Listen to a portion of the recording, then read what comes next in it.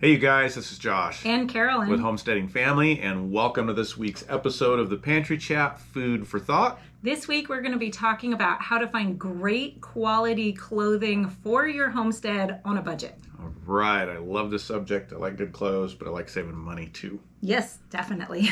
But as usual, before we get into the main topic, we're going to catch up with a little bit of chit chat. If you want to go straight to the main topic, just look down below. Yeah. And we'll have a timestamp for you. But how's it going? What is going on here? Wow. Okay, so we are into our homeschooling year now. So that starts to shape our weeks a lot. That starts meaning, homesteading now is kind of getting put into those marginal side corners. Unlike during the summer where that's kind of that's what we're doing a lot of, right? That's kind of the main thing of the day. You're not outside, are you? Okay, homesteading in the house, I don't know, in the kitchen. We still have to cook. We still have to feed everybody. Yeah, so it's it happening. has to fit into the other part of the schedule. So I guess it's just right now for me, I'm just adjusting to that. We're doing a little bit. We have a huge amount of tomatoes that box ripened already. So they're ripening really fast this year in the box. Usually we would put those green tomatoes off the vine into the box. I'd sort through them pretty much weekly, and we would still be pulling out tomatoes that were ripening all the way into December. This year, I don't think we're gonna barely get into November without all of our tomatoes going ripe, which I found interesting. I'm wondering if that's because a lot of them were starting to yellow. A lot of times they're green still coming in. They're still very green. Yeah. And so I'm guessing maybe that they have, because they were starting to turn, we got a little further with our season this year with the hoop house and planting earlier. So maybe because they've started to turn, that's causing them to go quicker. So it's kind of like having another really big harvest. I have a lot of tomatoes that I'm still processing, and you know what I'm loving? I'm really, really liking this. I bet it's that back there. Yeah, you can't freeze see dryer. it from there, but it's the freeze dryer. You can just chop the tomatoes and stick them on there, and then you can make just about anything you want out of them, and it's really exciting. You can either keep them diced and rehydrate them as raw, which they don't go back to the same texture. Let's just be real clear. They're never going to go back to the same texture as a raw, fresh tomato, but they still have the flavor. Oh, the flavor is, way better than canned tomatoes. So the texture's a little different, but you could still throw them into a salad if you wanted to spice up a salad. But then you can also rehydrate them and cook them in diced form, or you can powder them and make a sauce, or even, if you rehydrate them with less liquid, you can make a paste. So I'm kind of really liking this. It's very just fill the trays and then your hands off. You don't have to peel them or anything like you do with canning. So this canning tomatoes may right now have just become a thing of the past in the house. Wow. That would be phenomenal, because that's a big job every year. The tomato harvest. Sure. It's a big job. So the freeze dryer has a lot of opportunity. It saves a lot of time in places. It does. And it is retaining the nutrient density of the food better. And the flavor. And the flavor. Yeah. So this is like a real big win. We, until Harvest Right approached us, we just thought, oh man, that's, it's too expensive. It's too much energy use. It's not worth it. And now that we've been working with this for 8-9 months, we're coming over to the other side of the fence. Oh, yeah. We're seeing this as essential. It's something to save for. It's a big ticket item, so it doesn't fit into the budgeting conversation today super well. But it is really, really something to consider, because it is labor saving. Yes. It's time saving. I don't think it's using any more energy than propane and canning, or whatever your fuel is for canning. I mean, you'd have to get a real detailed energy audit, but we're using it a lot. And we're certainly not seeing any major jump in our electric bill. So there are a lot of advantages to it. That's just really, really cool. We're using it a lot, and right now it's kind of staying running all the time. The dehydrator's still running a lot too, so we're using lots of other methods, and we are still canning. We're just saving the canning for the things that the canning really benefits, I guess, at this point, which is nice to be able to decrease the canning and keep it for the things that really shine. Well, like meals, you can do meals with the freeze dryer, and we're going to be doing one of those soon for you guys on video. But that's still more work, even when you go to reconstitute it to get it onto the table, whereas a canned meal, and one of your big things is convenience meals, that you've got good quality, healthy food to just heat up easily instead of Campbell's or whatever, or fast food. And so those canned meals still have a serious place on the shelf.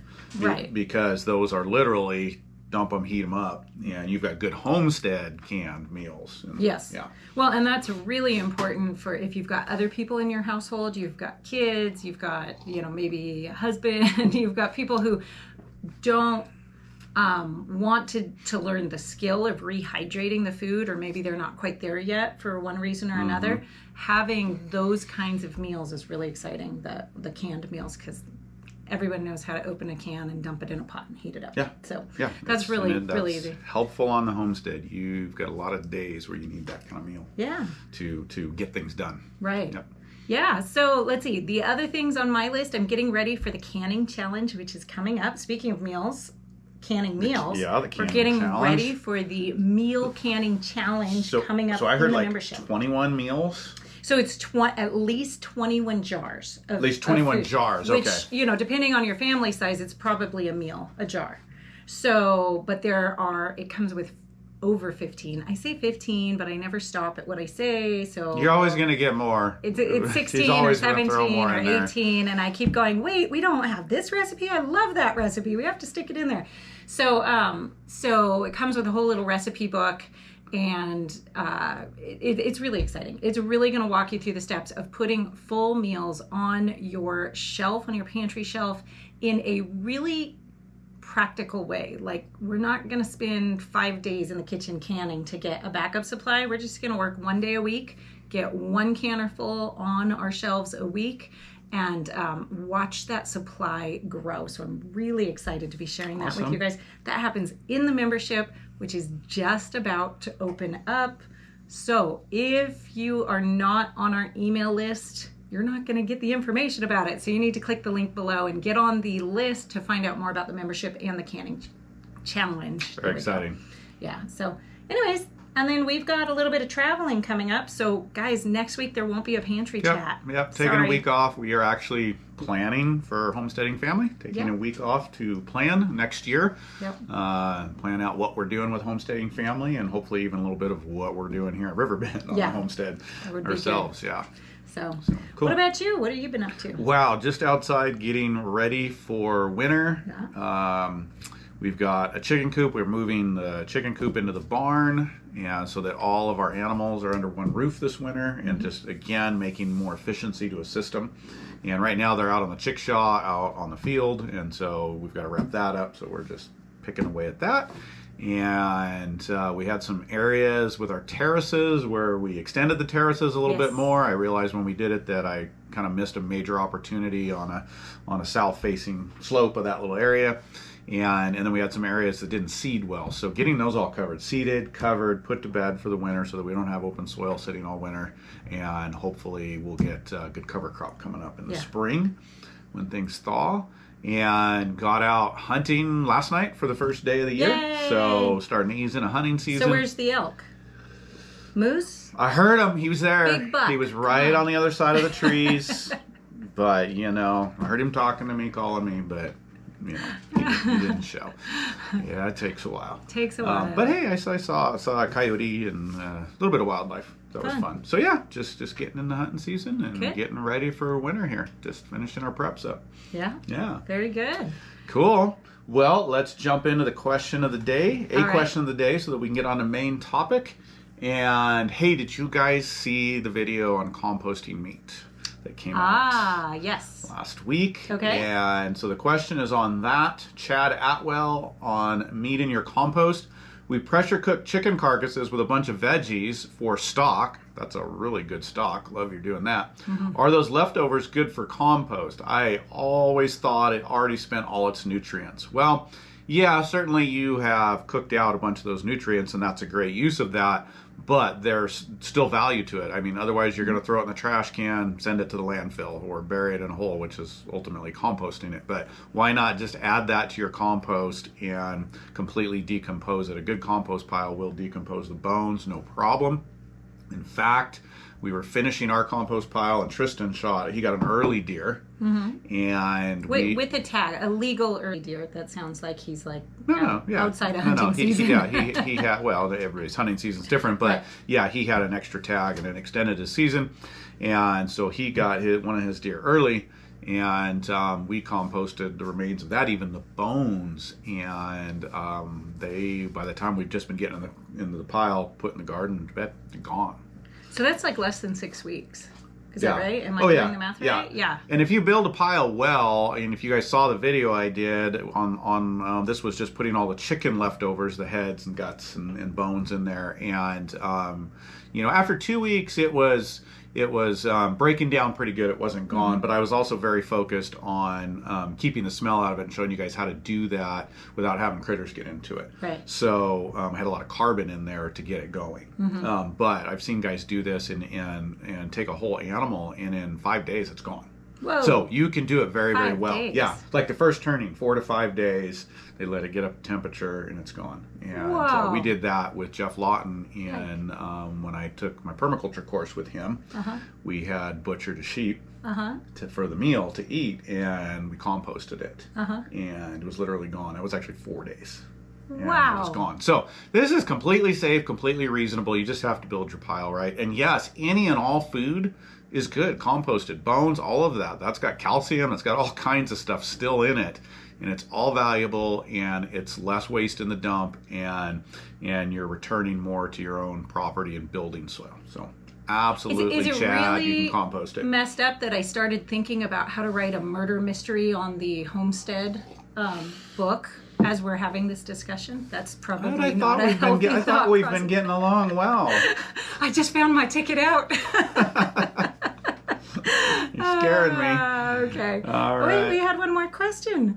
Huh? You missed my other question. Yeah, sorry. There was a second question of the month. All right, we're doing week. 2 this time. We are. Where's it at? He's it's down here at the me. bottom. Okay. Where'd it go? Number 10. Number 10. Alrighty. So, Mary, I hope I get this right. Mary Wisaki, on your cheese will fail unless you do this. But this question has anything to do with cheese. I have a Venus flytrap and I can't get it to eat. Oh dear. Can you please do a video on the care and feeding of them? Well, we had a Venus flytrap too. We have one. So she's asking this because in that video, I take the kids to the grocery store, right? And they have Venus flytraps. And on the video, we buy a Venus flytrap. So, Mary, you are asking the wrong person how to take care of a Venus flytrap, because look at our Venus flytrap. It's not eating anything, and it never will again. I'm sorry. Things in pots don't necessarily work out real well for me, especially carnivorous things. So I don't know why it starved. We had a lot of flies this year. I suspect that starving was not its problem. I think it was being force-fed, personally, by got overfed. Overzealous children. Don't feed it too much. Wow. Didn't want to see their Venus flytrap starve. Water helps too, and to be honest, I didn't touch this thing after I brought it home. I let the kids take care of it. So, anyways. And if all else fails, compost it. See, dead bodies in the compost. All right. Okay, moving on. Okay, so getting to topic about budgeting and buying clothing, affordable clothing. And we had a question. So this is coming off of one of your questions. I don't have the name. Somebody didn't give me the name. But here's the question that spurred on this topic. And it's a great and real subject. Please do a podcast on buying affordable yet high quality clothes for kids that can be passed down, especially modest clothes for girls. We live in an area with limited thrift stores, etc., and it's a struggle with 6 kids to keep the costs down. Boy, do we understand that. Are there certain brands to look for, certain items to spend more on? And that is a great subject, and that is one that we all wrestle with, and especially in this life, you chew up clothes more than maybe in the modern suburban life. We definitely chew up a lot more clothes, along with dishwashers and washing machines. I mean, clothes washing machines. But So, good subject. I think I'm just going to enter that with, buying affordable yet high quality. That's hard to measure, and so we've got to sort out really where do we need high quality, and we save up, we pay for the items that need to be high quality, and where do we go as low cost as we can, right? Which is a lot of places as well. But high quality has a cost with it if you want it to last, if you want it to get through the growth cycle of a child and be able to pass it down. Yeah. So we've kind of got to split that out. It doesn't work very well together. There's probably some there, some are, but clothes are expensive and good things are expensive. Well, and unfortunately right now, I don't know if you guys have noticed this, but even the more expensive clothing, the quality's dropping quickly. Oh, I've started noticing clothes that I've been, we're gonna splurge and spend a little extra and get this high quality item or this more expensive item, and the quality is starting to get disappointing in that. So I was having a hard time finding my pair of boots. I've been wearing Justin boots for my everyday, boots for years, and they've held up very, very well. And doing some research because I've been having a hard time finding the I like the things you like and then they change the style. I know, why did they do and that? So trying to find this pair of boots, I was doing some research online and people were talking about, sorry Justin boots, but people were talking about what's going on with the quality of these. These lasted, for my husband for years and years. I was reading one article and now it fell apart in one season. Yeah. Yeah, and so that's real. It's we're real starting issue. to see. Yeah. I think people are struggling with costs all the way around. So. Well, inflation is here to stay. I don't think that's going away, and so we're all going to be feeling it and got to plan accordingly, and certainly in this area. Right. So okay, so let's dive into this. And where do we spend the extra money? Like, what are the base things that are worth spending the extra money on, and what is it that we maybe can go a little cheaper on? Yeah. Well, I think there's a couple areas. One, some of the outdoor stuff that gets worked hard. Boots are one, and you want them to last. And so that's an area where quality is really important to me. And we use the muck boots. There's a few brands that are out there that are good. We like the mucks. We have tried all the knockoffs. And unfortunately, they're cheaper. They're not that much cheaper. And instead of getting through a season or through the growth cycle of a kid, in which I mean is, you buy it for them and then hopefully it lasts at least till they grow out of it. These things are falling apart and you end up buying 2-3 pairs for the same amount of time that a more quality pair of boots can last. Right. And so that's an area that, we're hard on outside. We're in the barn, we're out, we're just out in the dirt, we're doing stuff, in and out of vehicles, machines, whatever, besides the little boys playing on the ground and climbing trees and whatever they do. And so shoes go fast. And so certain places we want to buy quality on those shoes and get them through the growth cycle. And for our family, because we do have a large family, certainly, hopefully get them passed down even for something like that. So that's one area right there is definitely the work shoes. I think maybe some of the other play shoes we go a little more middle ground on, not the more expensive, because they tend to last okay. Well, and I think that's a really important point, that we have different delineations of types of clothing in our household. We have, we do homeschool, so the kids aren't having to go out to school all day and look all perfectly dialed in when they walk out the door in the morning. So we have work play clothes, and those have to be pretty rugged. They have to be pretty tough. They also are probably going to get stained and holey. Like, we just know what to expect out of those. And we get our miles out of them. They're gonna wear them stained and holey, and use them until they grow out of them, or until they're falling apart or just useless. Yeah, or until Mama just says, you got to throw that in the trash. It's a wreck. Or turn it into a rag. But then we also have what we call town clothes, and those are the clothes that we set aside. We make sure that they're in good shape. We, keep them nice, but it also means those clothing items are getting less heavy wear.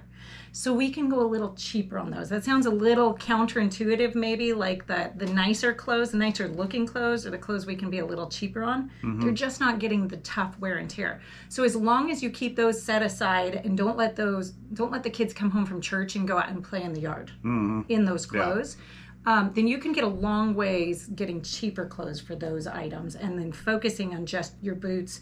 Jackets are another one. Jackets are a good one, and we use a lot of Carhartt clothing. And you were asking about brands. That's one that I love generally. It doesn't serve all our needs, but they do pretty good. They're made well.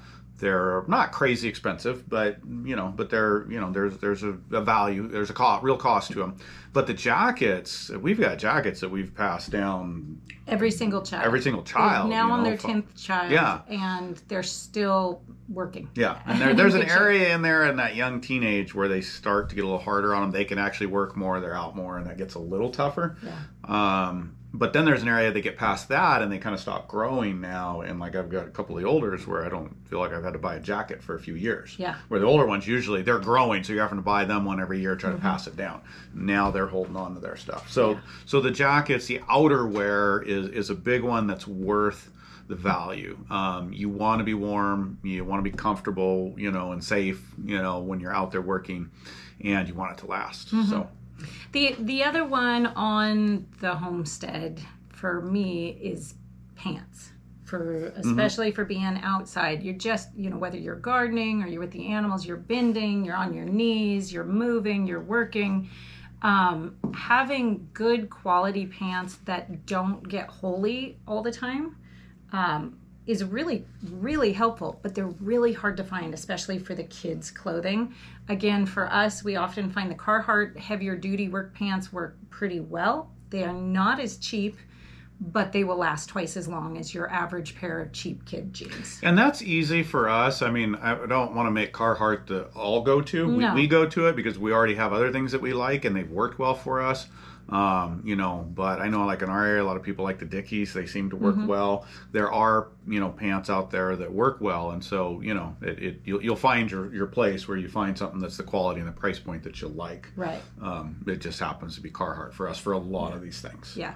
So obviously, if you're able to go to the thrift stores. Well, that's the first place. And, Carolyn and I are very different, and Carolyn has been great at thrift store shopping, at finding the deals, and not needing whatever's cool or whatever just even looks the way we'd like to look. Sometimes it's there, it fits, and it's cheap, and that is great. I'm a little more like I want the good quality. I'll take one thing.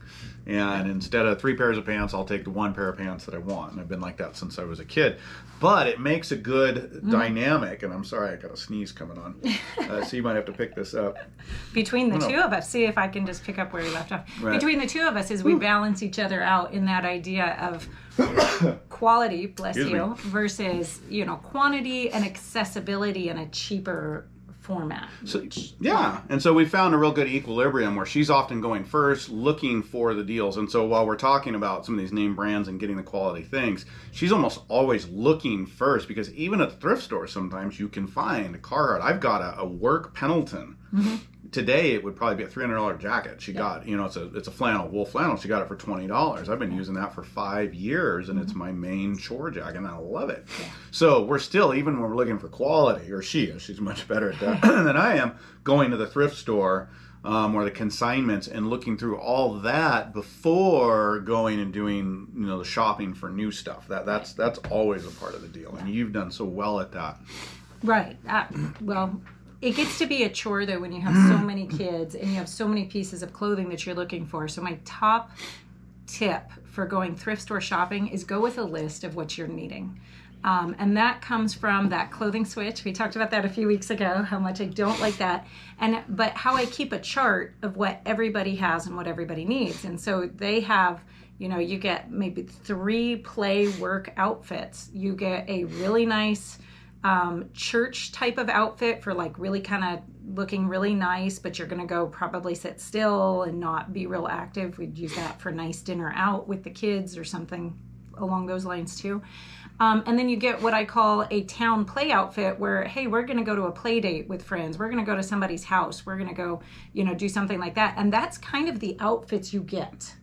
For a season until you're a teenager. A teenager, I let them, as long as they're taking care of their own clothing and picking it up off the floor, they can have a little bit more and a little more options. But in the younger ages, we keep it to that dialed in amount that keeps the laundry down. It also keeps the clothing manageable to where you know what piece you have to replace. And that's really, really helpful. So when you come to that seasonal time where you're like, okay, we got to think about clothing, you take stock of what they have, what they need to fill in all of those categories, and then you take that list complete with sizes and go to the thrift store. So you're not just randomly like, oh, this looks nice. Oh, this looks nice. It becomes a, what do you actually need? You know, we're looking for, you know, what's the classic boys jeans size 8, right? Nobody ever has those in the thrift store because boys at that age beat them up and they fall apart anyways. But, you know, at least you have your list of things that you're going to look for, and you start there looking for those cheaper options. Then you go to the new store, you go online and look for the new stuff. That's really the budget program. That's putting all those strategies together is really what helps balance that affordability that this person was talking about, along with quality and making it all work. Right. If you just go cheap is cheap. And, you know, homesteaders have a mentality about wanting cheap, and I think we have to break out being cheap versus you know, being affordable or buying value. Right. Cheap's just cheap. If the mentality is cheap, you're going to get cheap. It's going to fall apart. You're going to spend more time replacing it, running around, having problems. And so we want to find that balance. Yeah. And I think one other piece of that is something you were mentioning earlier before we got on, and that is about planning and saving. Yeah, it's something we did a long time ago. You came up with this idea, and it has just been so helpful for our household, is that we created an annual budget for clothing, looking at the realistic numbers, you know, really what do we need? What do we think we need for this? And then every month we have an automatic withdrawal in our bank account that goes to a clothing savings account. So that means that money's coming right out, it's sitting in its spot, and it's there for us, kind of accruing as, you know, until we need it, until we have that clothing swap day. We actually started doing this with a lot of our accounts to set money aside. If you're having a hard time, you know, in springtime, and all of a sudden you have this garden seed purchase that you maybe didn't plan for, think about implementing some form of this. But the same is true for that clothing. It's just there when you need it. And then you know, this is how much I have to spend. And I need to make this work within this amount of money. And sometimes that means, you're sacrificing a little bit of the quality. Sometimes it means you need to drive a couple towns over to go to the good thrift store or a couple of good thrift stores and take a day running around trying to find things. I know that's a pain, but it ends up getting you working within your budget in, you know, for those clothing items. And sometimes at those thrift stores you can find really good quality items, which is really what you want to look for. The other part of all of this is that thing that I hate doing is keeping the cast off or the grown out of clothes organized and passing them down. And coming up with a system, organizational system for getting that on to the next child. Yeah. I want to go back just to the savings though, because part of what makes that doable in the budgeting is figuring out, I mean, you obviously have, you can spend so much, you just, whatever your budget is you have, you have to figure out what can you spend on clothing, and then balance that with a per person cost. It's got to be realistic as well. So we look at each person, okay, what can we budget? All right, so we have an amount for each person that's relative to their age and, you know, area. Some little people you can often spend younger on, the older people you can spend a little more on. But we have that budgeted out, and then that's going to that savings account in that way. So we know when you go to shop, okay, you've got not just so much overall, but you've got kind of so much per person, to then apply all this strategy to. And that works really well. And like Carolyn said, we do that on many things. We actually have individual savings accounts. The bankers kind of laugh, but they really like it. They get it, because instead of just having a budget on paper and letting it all go into one account, and then stuff happens, money flies away. When they go into those separate accounts, they're there and they're ready when we need it. We're not worried about it. You know, it doesn't come out of an emergency or whatever. Yeah. So super helpful. Very good. Well, I want to touch one more time on just what you were talking about the quality versus quantity. And I think we really need to be aware of the times that we're walking into. We got an email from somebody else today who is saying, you know, the items on the grocery store shelf are quickly dwindling in their area. Supply is going to be a real issue coming up here in the next year, maybe beyond. Well, and let me just emphasize that real quick, not to interrupt, but this is not going away, you guys. Just if you dig into some of the manufacturing realities, the transportation realities, the stuff that you're seeing on the news and the shipping containers off the coast of California and all this different stuff, it's systemic and it's deep. Yeah. And so we're in a new reality that there's going to be ups and downs, not like everything's just going to disappear, but there's going to be ups and downs in supply chain along with cost issues. And it's here to stay. You got to not think like we're going to get over this next year. Right. It's not going away in the foreseeable future. Right. And so I think this is really a great time for us to step back from the way we're used to kind of doing business and look at, let's prioritize quality and local production. And so, that's hard. It costs more money. It costs a ton more money to pay for something that's USA grown and created. We're looking at some amazing sheets we've fallen in love with. And, that costs more money when you're actually paying somebody a fair living wage to do the work. U.S. grown and made. U.S. grown and made. Yep. But it's time to take that step back, because you pay more now, but that means you're not going to pay over and over again. And so I'm really hoping that this is going to be, the supply chain issues are going to be a real plus for us in the long run, because it's going to make us stop buying all the cheap junk. We got to stop. We got to not do that. We need to step back and think, gee, this is, this canner is, twice the cost of the cheaper canner, but I'm going to be able to pass this down to my children. And, really focusing on that as the main issue of, let's go to quantity. You look back at some of the old sayings, and for clothing, and this is an old Amish saying that I learned: one for wash, one for wear, one for Sunday, and one for spare. Okay. 4 items of clothing, outfits for the entire week. Yeah. For everything. That's everything. And so, maybe let's back off the quantity and let's start focusing on the quality, and hopefully you can find some of that thrift store to make the cost work out. And then what actually makes the cost work out is taking care of those things. Yeah. Buying the quality that will last and then taking care of it. And we're losing that in this generation of throwaway things. Are cheap, and just, there's a mentality where people quit taking good care of stuff, and in some ways it's just because it's cheap and it falls apart anyways. And so you're just throwing it away and getting another one. We're buying stuff more often. And so with that strategy, we need to take care of them. The whole clothing thing that you were talking about, and having the Sunday clothes and everything, that helps us take care of the things and make them last much longer. And then you can deal with the stuff that you wear out. And it's the same with appliances. It's the same with everything. We've got to have the mentality to take better care of what we have. That's going to make that thing last longer. And then actually, while you're paying more for it at once, you're not buying, 3 of it over the lifetime of that one thing, or 4 or whatever. And that makes a huge difference. Yeah. So. Yeah.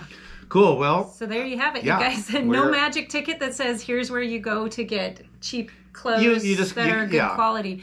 But and I did want to mention, she did talk about modest women's clothing. You did have a source for skirts and things. I do. It is so hard to find good quality longer, especially skirts for girls.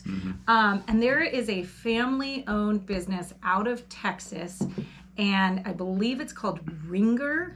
It's classicclothes.com, if I've got that right in my memory. I will look it up. I will get you guys the link below. I have purchased skirts for myself and for the girls, and dresses, and they even do some custom sewing for years from this company. And I love what they do, and I love supporting them. So anyways, I can't say it's cheap. It's not cheap, but it is good quality, and it does last a long time. Right on.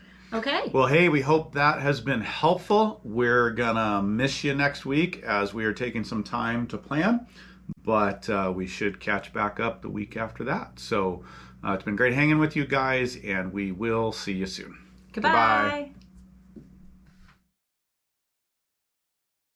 Hey, you guys, this is Josh. And Carolyn. With Homesteading Family, and welcome to this week's episode of the Pantry Chat, Food for Thought. Today, we're going to be talking about how to find good quality clothing for the homestead on a budget. Yeah. Sorry, wow, just lost that. I don't know. In a moment. I just totally went brain dead. Okay. All right, I'll just go from scratch. Hey, you guys, this is Josh. And Carolyn. With Homesteading Family, and welcome to this week's episode of the Pantry Chat, Food for Thought. Oh, no. Gosh. I was so tied up thinking how we should put that as an outtake. And where would that go as an outtake best, at the beginning or at the end?